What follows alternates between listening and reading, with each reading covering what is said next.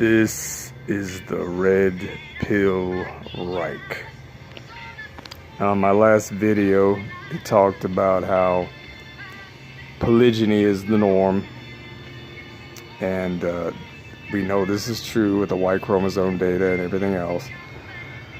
So the idea that in nature, okay, women are going to be polyamorous or serial monogamous, these two strategies really would not benefit females.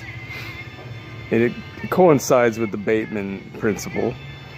Women have really nothing to gain by being polyandrous. The idea would be, well, they're looking for the best genes. Yeah, but in a natural world, the hierarchy is well established. Everybody knows who the top guy is. He's the one that's going to have the fucking harem.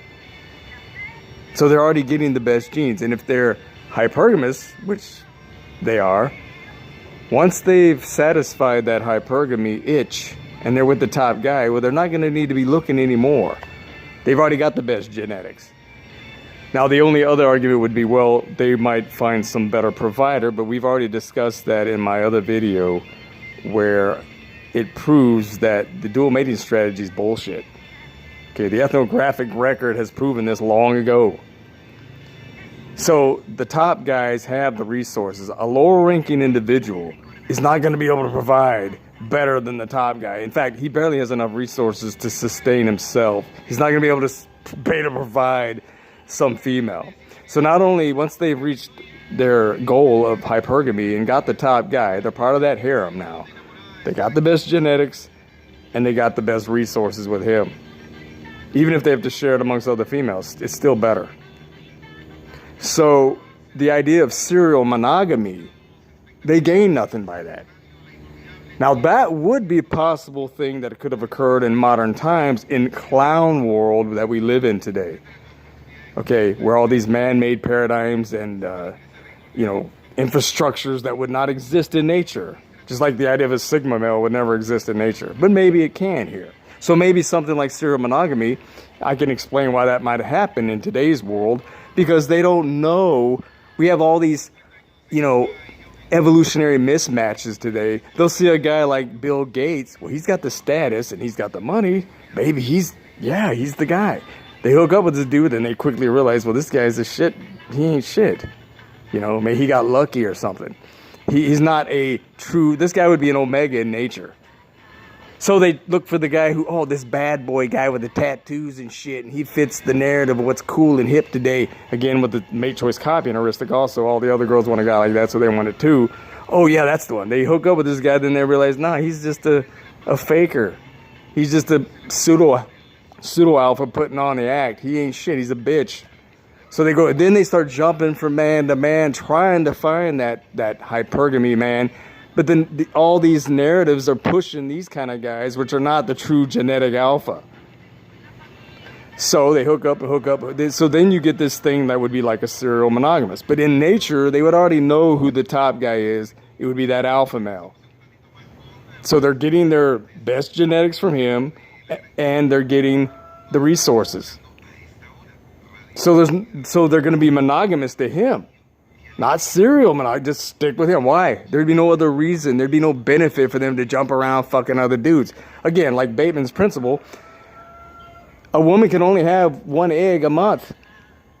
And then she's going to, if she gets pregnant, no matter if she fucks 100 other dudes, she's not going to, once she's pregnant, she's not going to get any better genes from these other guys. It's not going to enter her embryo and make her fetus better. No, she's already pregnant. So again, she gains nothing biologically by fucking a bunch of dudes once she's already pregnant.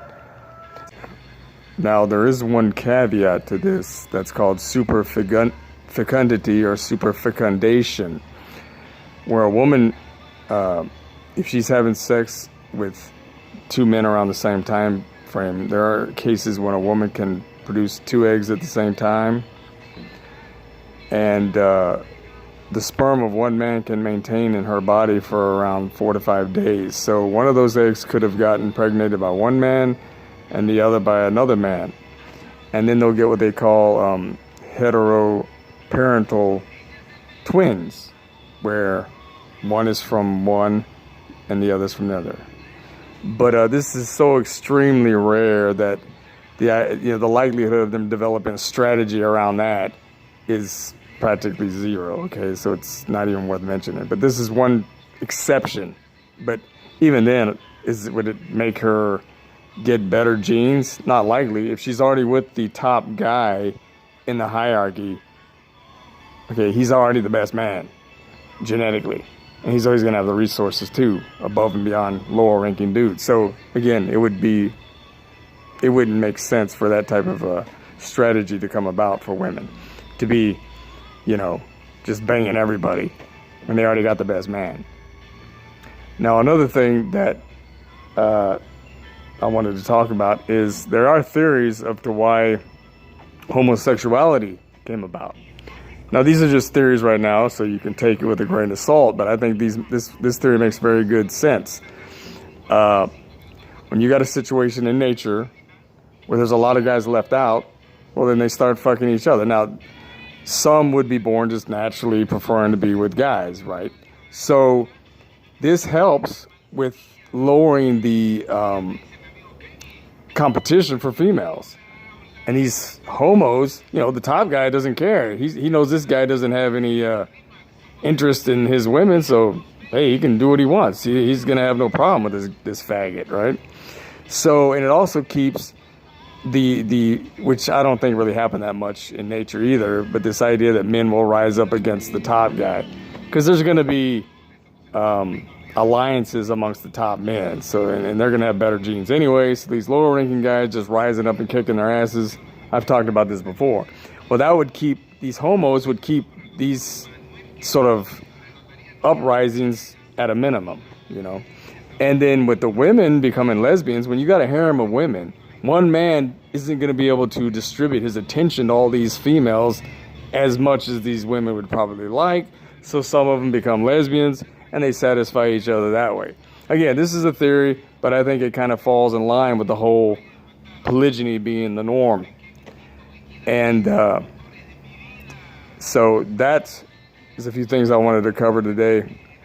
But yeah, that falls in perfect line with the idea that we are naturally polygynous. And today, yeah, there's differences. And what are the differences? Because of the social engineering. Men are naturally polygynous. But what does society tell us? We have to be monogamous. Women would naturally all want to be with the top guy, but it teaches them, no, you got to just be with whatever guys are available. So that's engineering them not to go for the top guy, rather go for whatever. And again, today, straight up oofy doofies. Anyway, until next time, ciao.